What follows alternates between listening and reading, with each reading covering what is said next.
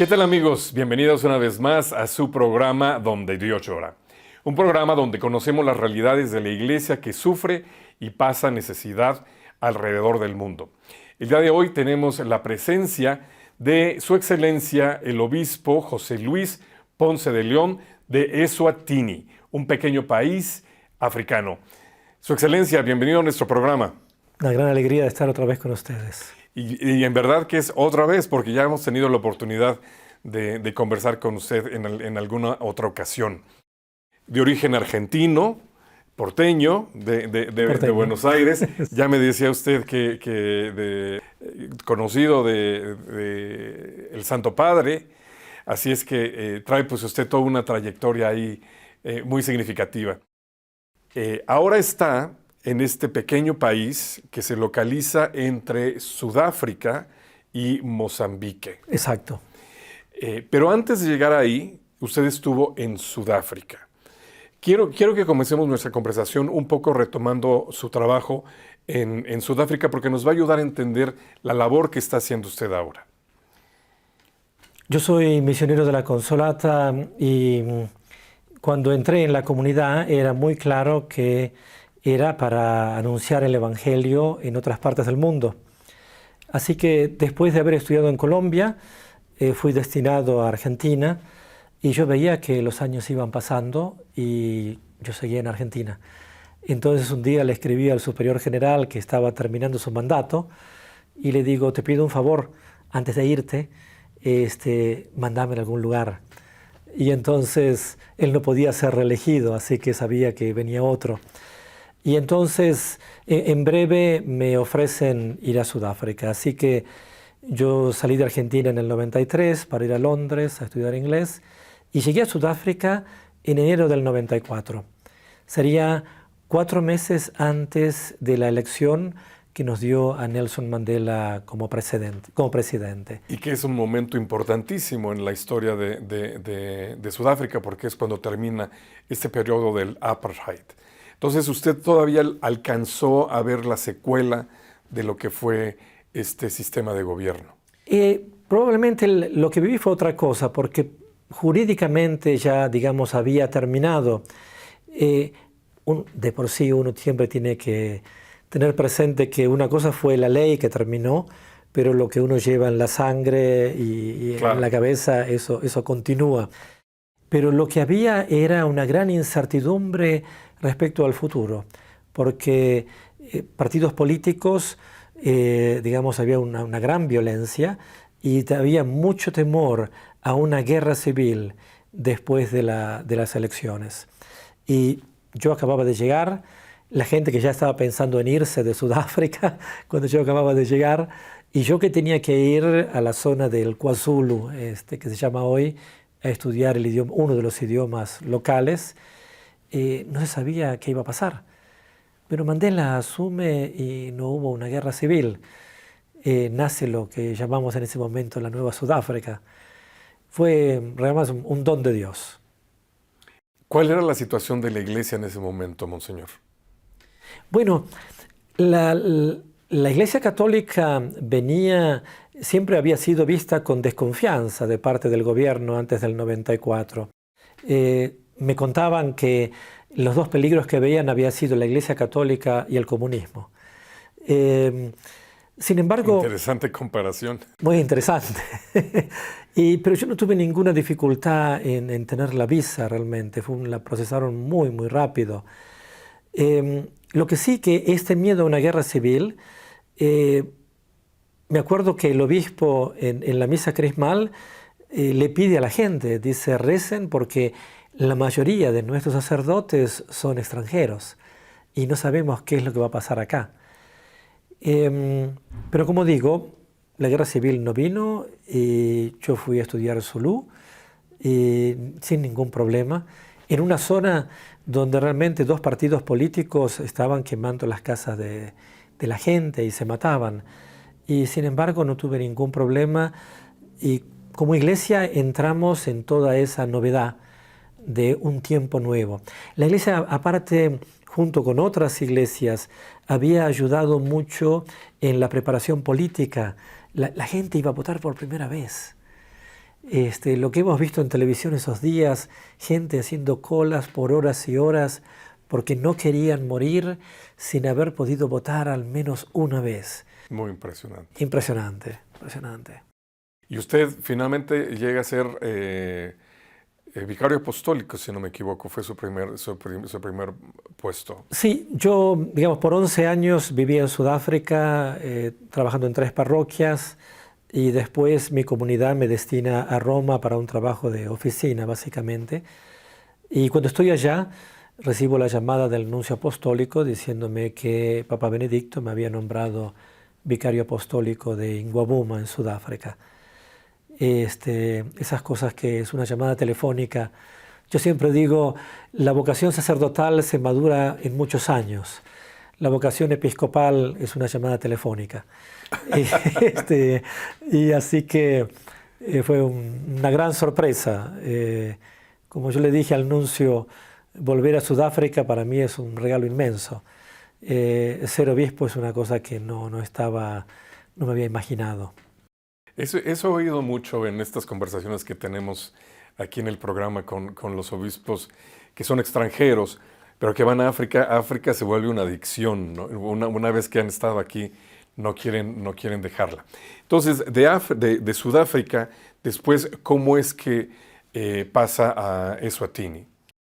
Yo fui ordenado obispo en el 2009 y en el 2012, muy sorpresivamente para nosotros, muere el obispo de Manzini, que había sido obispo ya desde los años 80, obispo Swazi, siervo de María. Y siendo el único obispo, la Santa Sede pensaba cómo hacer, digamos, para acompañar la transición hasta que un nuevo obispo fuera nombrado. Los vecinos somos prácticamente 2, hay uno que está un poco más lejos, y como el otro aparte tenía una diócesis mucho más grande, entonces me pidieron a mí si podía ser administrador apostólico. Y con una ventaja, que el idioma Swazi es muy cercano al idioma Zulu, entonces, que es el que yo siempre hablé en Sudáfrica. Entonces, yo aproveché a disfrutar para conocer más el país, visité las parroquias. No pensaba quedarme, pero era una gran oportunidad para conocer más el camino de la iglesia en Eswatini. Y bueno, puedo contarle una historia, que a un cierto punto una señora muy mayor me dice, yo creo que el Papa Francisco, a este punto ya está Papa Francisco, lo va a nombrar obispo acá. Y yo muy seriamente le dije, eso nunca va a pasar. Y me dice, ¿por qué? Digo, porque un obispo se casa con una diócesis y mi mujer es el vicariato de Ngwabuma en Sudáfrica. Y ella muy seria me mira y me dice, acá somos polígamos, podés tener todas las diócesis que quieras. Y cuando me nombraron obispo, entonces residente, tuvo voz de profeta la me señora. dice, viste, yo te lo había dicho. Ahora, una cosa muy interesante, monseñor, es que su diócesis es el país completo. Sí, en este caso, como conferencia episcopal somos 3 países. Sudáfrica tiene 26 diócesis, Botswana tiene 2 y Eswatini tiene solamente 1. El porcentaje de católicos es bastante bajo, un 5% de la población, pero una iglesia muy conocida, muy respetada, porque aparte, por el servicio al país, digamos, aparte de todas nuestras comunidades, 17 parroquias, 100 capillas, tenemos 60 escuelas católicas, 47 primarias, 13 secundarias, un hospital muy importante de Buen Pastor, clínicas, un hospicio, que es un proyecto único en el país. Hay siempre un sentido que mientras algunas iglesias solamente te ayudan si vos sos parte de la iglesia, los demás saben que la Iglesia Católica te ayuda porque sos hijo de Dios. Y entonces cualquier persona que quiera ver al obispo, siempre ha podido ver al obispo. Y cualquier persona que pide ayuda, siempre sabe que el obispo la va a escuchar. Quiero que hablemos más adelante acerca de todos estos servicios sociales, porque menciona estas 60 escuelas, pero también tienen hospital, clínicas, orfanatos. Es muy significativo la labor que hace la Iglesia a nivel social. Pero vamos a entender un poquito más de este peculiar país. Es una monarquía, es decir, ustedes tienen un rey, pero también tienen un parlamento. ¿Esto de qué manera afecta su labor pastoral? Normalmente se dice que es una monarquía absoluta. El rey hace unos años la definió oficialmente como una monarquía democrática, porque ciertamente tenemos un rey, pero hay también un primer ministro y un congreso, y el país está dividido en zonas, y cada zona entonces elige su representante en el congreso. El rey nombra al primer ministro y un porcentaje de los miembros del Congreso. Y los demás son candidatos independientes, porque hay partidos políticos, pero simplemente por el derecho de asociación a nivel jurídico. Pero los partidos políticos no se pueden presentar a las elecciones. Eswatini, que antes se conocía como Suazilandia, era un protectorado inglés hasta el año 68. En el 68, cuando termina ese tiempo del protectorado, el sistema político incluye partidos políticos. Simplemente que 5 años más tarde, en el 73, en el mes de abril, el rey Sobusa decide que eso no era un sistema realmente swazi, y entonces se cambia el sistema político y se prohíbe la participación de partidos políticos en las elecciones.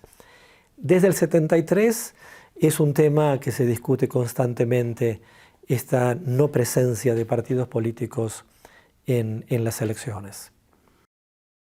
En el 2021 tuvieron ustedes algunos conflictos, levantamientos, protestas violentas que terminaron.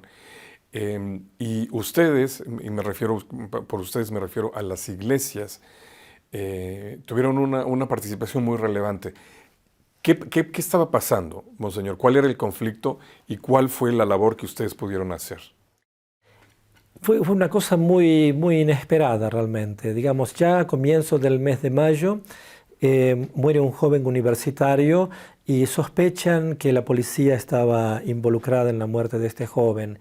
Pero esto genera una serie de movimientos, especialmente entre los jóvenes, que marchan a ver a sus delegados en el Congreso para presentar las demandas que tenían, que más que nada afectan la vida cotidiana. Hay que tener también presente que se dice que quizás hasta un 70% de los jóvenes no tienen empleo. Así que altísimo. Es altísimo, y así que hay toda una generación muy joven que se pregunta sobre su futuro. Y aparte de una generación muy joven que no fue parte de la Constitución Nacional del año 2005. Así que hay un reclamo de una voz. Más participación. Más participación. Sobre el final de ese camino en el cual los jóvenes están presentando al representante en el Congreso sus demandas, el primer ministro a cargo, porque su predecesor murió de COVID en diciembre del 2020, decide que estas marchas no se hagan más y que cualquier demanda se presente por correo electrónico. Muy interesante, el ejecutivo del Consejo de las Iglesias Cristianas, uno de los 3 grupos cristianos en el país, intuye que esta decisión puede generar más violencia y pide inmediatamente un encuentro con el primer ministro. Y si bien yo no era parte del ejecutivo, me piden que sea parte de la reunión. Y fuimos a la capital, y mientras estábamos preparando el documento final, nos lloraban los ojos porque había gases lacrimógenos en la ciudad. Yo no sabía que el gas lacrimógeno sube, y entonces había llenado nuestra habitación. Pero una hora más tarde estábamos con el primer ministro y le pedimos un diálogo nacional que seguimos pidiendo hasta el día de hoy. Porque es la cosa más normal. En cualquier familia donde haya tensión, si uno quiere calmar las cosas, nos sentamos y lo hablamos. Así que El primer ministro aceptó muy bien el pedido, pero nos decía con quién hay que hablar. Y así que como consejo de las iglesias cristianas tuvimos reuniones con partidos políticos, organizaciones civiles, ONGs, grupos tradicionales, miembros del Congreso, todas las reuniones posibles para escuchar qué era lo que pedían y cómo veían la situación. Y presentamos una relación al gobierno. Se habla constantemente de que habrá un diálogo nacional, pero hasta el día de hoy no se ha materializado. Y esta es mi preocupación a nivel personal, porque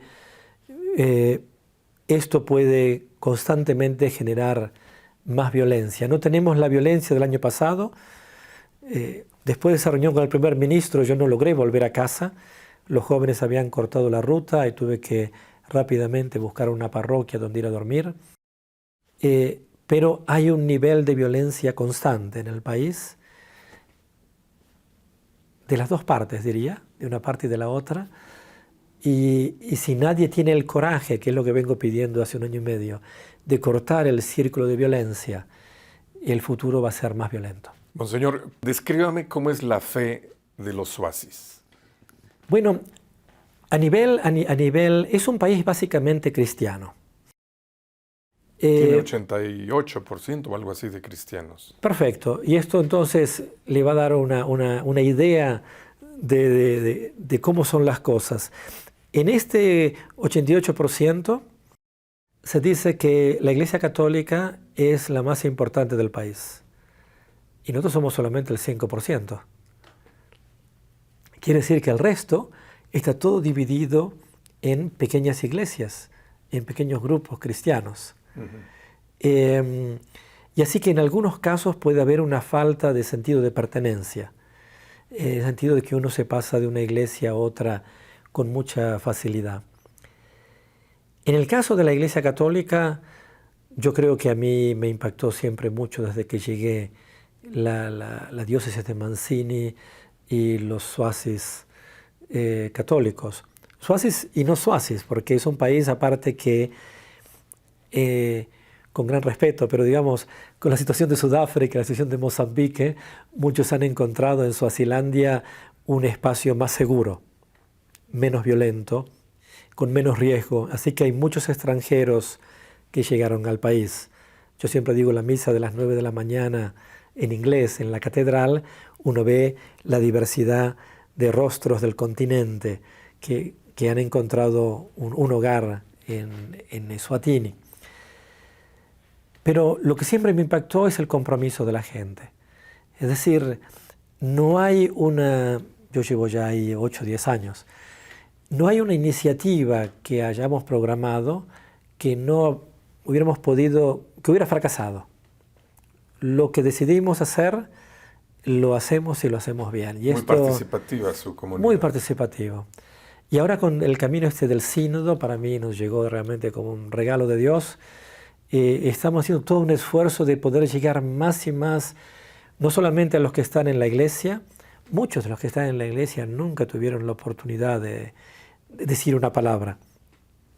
Pero también preparamos gente para que visiten a los que están en sus casas porque están enfermos, porque ya no tienen fuerzas o porque ya no vienen a la iglesia. Así que este esfuerzo de escuchar a todos para ver qué es lo que el Espíritu nos está diciendo en este momento. Monseñor, ahora sí quiero retomar un poco la idea de lo que conversamos acerca de los servicios sociales de la Iglesia, porque son fundamentales para el funcionamiento del país. También 60 escuelas, es muchísimo. ¿Cuál es el impacto? Yo creo que una de las cosas más significativas es la confianza que la gente tiene en la Iglesia Católica. Digamos, hay muchas clínicas en el país, pero la clínica que está a 100 metros de mi casa, Santa Teresa, esa es la clínica a la cual la gente puede viajar desde cualquier parte del país porque sabe que ahí la van a atender y que pueden confiarse de lo que le digan. El hospital, yo siempre uso el mismo ejemplo, hace unos años recibieron un reconocimiento. Fueron reconocidos por el mejor servicio al cliente. Y yo digo, ¿qué mejor que eso? Es decir, cuando uno está enfermo, con todos los miedos, con todas las preguntas que tenga, saber que ahí es recibido, hay un cuidado especial. Como me decía un médico, la gente sabe que aunque llegue tarde, nunca los van a volver a mandar a casa. Todos son atendidos. Así que hay un sentido de gran respeto por la manera como la Iglesia Católica maneja estos proyectos. Hay un hospicio que nace al tiempo del SIDA, cuando el SIDA era una sentencia de muerte. Entonces la Casa de la Esperanza, Hope House. Y hoy, con toda la terapia antirretroviral, digamos, el SIDA no es más. Aparte, en esto, Eswatini ha sido realmente un ejemplo para el mundo. La gran mayoría de los pacientes vuelven a su casa. El problema es que no quieren volver a su casa. El problema es que se sienten... Por miedo a contagiar. No, pues se sienten tan bien cuidados que entonces no quieren, como yo digo a veces, se sienten como en casa. Claro. ¿Y por qué los vas a sacar de su casa? Entonces a veces hay que pedir a la gente que por favor, porque son 25 casas en este terreno, de tal manera que cada paciente llegue con un familiar. Así el paciente se sabe acompañado por su familia y la familia no se olvida del enfermo. Claro. Y entonces, como cada uno tiene su casa, está casi siempre lleno. Y a veces hay que pedirle por favor a algunos, mira, ya estás bien, ya podés volver a tu casa, porque hay otro que necesita el lugar. Así que yo creo que siempre han reconocido la seriedad y el amor y la dedicación con la que llevamos adelante los proyectos.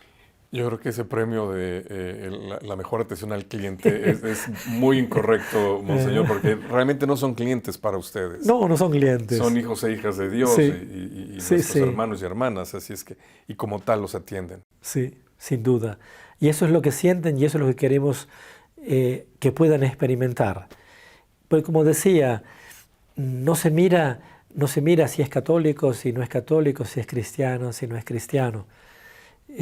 Lo mismo a comienzos de año, cuando hay un proyecto que tenemos en el cual la educación primaria es gratuita, pero la secundaria es paga. Y no todos pueden pagar. Y entonces quien está en necesidad va a ver al obispo, quien sea, católicos, no católicos. Hay un cierto día en que van a ver al obispo para ver si el obispo puede ayudar con un porcentaje de la cuota escolar para que puedan empezar el año. Es como si reconocieran una paternidad en el obispo para todos. Sin miedo. Cáritas lo mismo, Cáritas Swaziland es exactamente así. Monseñor, ¿cómo podemos ayudar? Y esto la pregunta se refiere a la Iglesia Universal. ¿Qué quisiera usted de la Iglesia para su diócesis? Yo creo que estamos viviendo un momento muy particular. Habría varias cosas. La primera, una cosa muy significativa que estamos viviendo ahora, que es importante para nosotros más que nada, hablando de Iglesia Universal. El director de INVISA, de esta organización que reúne estos 9 países de África, es el padre Dumisani Vilagati, Swazi, y termina su servicio ahora con esta asamblea plenaria. Y mientras estábamos pensando dónde iba, el dicasterio para el desarrollo integral de la persona en la Santa Sede nos pidió que él fuera a trabajar a Roma. Y este ha sido un regalo para nosotros, porque un país como el nuestro, así chiquito, la Iglesia Universal ha puesto los ojos en uno de nuestros hijos para que pueda ofrecer un servicio a la Iglesia Universal. Es importante porque muchas veces pensamos qué es lo que necesitamos de los otros es una oportunidad que tenemos para ofrecer nosotros Ustedes contribuyen a la iglesia. A la Iglesia Universal. Realmente fue una emoción. La televisión Swazi me vino a entrevistar, los sacerdotes están programando una despedida, hay una gran alegría en todos. Para nosotros también es importante, ha sido siempre desde la situación de violencia del año pasado, experimentar la cercanía de la Iglesia Universal. Quizás por primera vez en la historia, Papa Francisco fue el que unos días más tarde, después, el domingo siguiente, después de la violencia, Papa Francisco reza por nosotros al final del Ángelus en la Plaza San Pedro. Hasta el día de hoy hay gente que recuerda, el Papa nos recordó, puso sus ojos en nuestro país y en lo que estábamos viviendo. Y yo creo que esto sigue siendo importante para nosotros. Nos preguntamos por el futuro del país. La violencia no está descartada. Necesitamos realmente la oración de la Iglesia Universal que nos acompañe, especialmente pidiendo el don de la sabiduría para los que somos líderes en las iglesias, pero también los que son líderes políticos, de todos los grupos de oposición, que sin miedo nos dejemos guiar por el Espíritu de Jesús resucitado para que realmente esa promesa de vida y vida en abundancia se pueda manifestar entre nosotros. Pues con toda seguridad, Monseñor, nuestra audiencia, nuestros televidentes lo acompañarán con sus oraciones. Y nuevamente, mil gracias por habernos dado este tiempo para conversar con nosotros. Gracias a ustedes y que Dios los bendiga. Y gracias a ustedes también, amigos, por haber estado con nosotros en un programa más de Donde Dios Llora. Si quieren conocer más acerca de la labor de la Iglesia en Eswatini, los invitamos a contactar la información al final de este programa. Muchas gracias. Que Dios los bendiga.